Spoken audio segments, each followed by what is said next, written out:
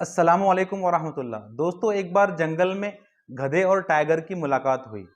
गधे ने घास की तरफ देखते हुए टाइगर से कहा कि देखो, ये नीली घास कितनी खूबसूरत लग रही है। टाइगर ने हैरत से कहा, ये तो घास तो हरी है।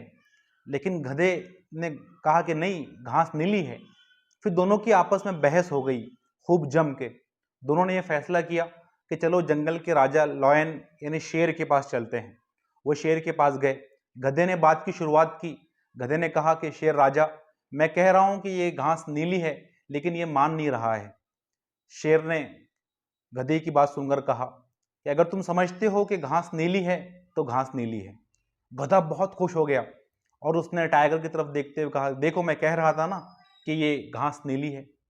फिर गधे ने शेर राजा से दरख्वास्त की कि इस टाइगर को सजा देनी चाहिए, क्योंकि इसने मुझसे बहस की और एक गलत चीज में पढ़कर मेरा टाइम को ज़ाय किया।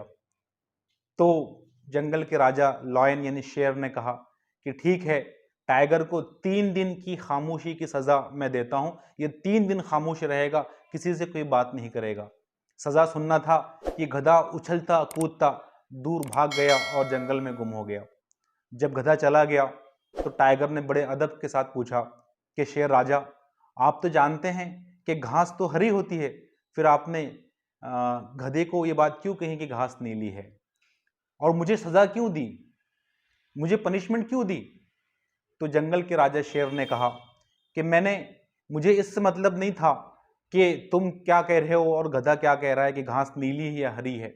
मैंने सजा तुमको इस बात की दी कि तुम इतने इंटेलिजेंट हो, इतने चालाक और होशियार हो, इतने बहादुर हो और ताकतवर हो, और एक गधे के साथ बहस करके तुमने अपना टाइम ज़ाय किया और मेरा भी टाइम तुमने वेस्ट किया। इस बात पर मैंने तुमको सजा दी है।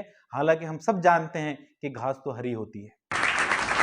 दोस्तों, इस छोटी सी कहानी में हमें बहुत सारे सबक मिलते हैं कि the biggest waste of time, कि वक्त की बड़ी बर्बादी यह है कि आप ऐसे नादान, जाहिल और बेवकूफ लोगों के साथ बहस करें, उनसे डिस्कशन करें, उनसे आर्गुमेंट करें कि जिन्हें सच और रियलिटी से कोई मतलब नहीं होता है। सिर्फ उन्हें अपना नजरिया, अपना भ्रम और अपनी सोच को दूसरे को थोपना, जिनका मतलब सोच होती है, अपने नजरिए और अपने भ्रम को दूसरों से मनवाना जिनका नजरिया होता है, तो ऐसे लोगों से बहस करके कोई फायदा नहीं होता है।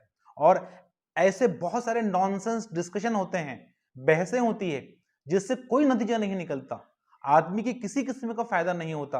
तो ऐसे बहस और मुबाहिसे से जो अक्लमंद लोग होते हैं, तो वो ऐसे चीज़ों से बचते हैं और अपने टाइम की कीमती होने के एहसास को समझते हैं और अपना टाइम बचाते हैं। दोस्तों, कितने ही लोग सोसाइटी और समाज में ऐसे होते हैं जिन्हें दलाइल से और एविडेंसेस से कोई मतलब नहीं होता है। ऐसे लोगों को अगर आप जबरदस्ती समझाना चाहते हैं तो वो समझेंगे नहीं, और आप भी ऐसे वक्त में नादानी करेंगे और बेवकूफ़ी करेंगे। दूसरे कुछ लोग ऐसे होते हैं जो अपनी ईगो और अपनी नफरत के अंदर अंधे होते हैं। उन्हें हकीकत से और सच से कोई मतलब नहीं होता है। वो हमेशा खुद को सही साबित करने की कोशिश करते हैं और सामने वाले को गलत साबित करने की कोशिश करते हैं, हालांकि हमेशा वो खुद गलत होते हैं। इसीलिए किसी ने कितनी खूबसूरत बात कही है कि जाहिल और कमजोर लोगों से बहस करना ऐसे है जैसे कीचड़ के अंदर पत्थर मारना। जब आप कीचड़ के अंदर पत्थर मारेंगे तो गंदगी आप ही के कपड़ों को खराब करेगी। दूसरी बात यह है कि जाहिल से अक्लमंदी की बातें करना ऐसा है, पहले तो जब आपकी बातें वो सुनेगा तो आपसे बहस करेगा, और जब वो खुद को हारता हुआ महसूस करेगा तो फिर वो आपसे दुश्मनी करेगा। इसलिए कुरान ने जो बात कही है कि वो इज़ा खातबहुमुल जाहिलु क़ालू सलामा, कि जब तुम्हारा सामना जाहिलों से हो तो तुम उनसे सलाम करो और आगे बढ़ जाओ। दोस्तों, आखिर में खूबसूरत सी एक वाकया मैं आपको बयान करता हूं कि एक दाना शख्स ने से किसी ने सवाल किया कि आप हमेशा खुश रहते हैं, तो इसकी वजह क्या है? उसने कहा कि मैं बेवकूफ़ लोगों से ज़्यादा उलझता नहीं हूँ, नादान लोगों से मैं बहस और मुबाहिसा नहीं करता हूँ। जब भी उनसे बहस और मुबाहिसा होता है तो मैं उनसे कहता हूँ कि आप ठीक कह रहे हैं। तो इस तरह मैं अपने आप को रिलैक्स महसूस करता हूँ और मैं खुश रहता हूँ। तो सुनने वाले ने कहा कि नहीं, आप तो ऐसा गलत करते हैं, आपने दलाइल देना चाहिए और उसको कन्विंस करने की कोशिश करना चाहिए। उस दाना शख्स ने सामने वाले की बात को सुना तो बहुत ही तारीखी जुमला उसने कहा कि हाँ, आप ठीक कह रहे हैं। शुक्रिया।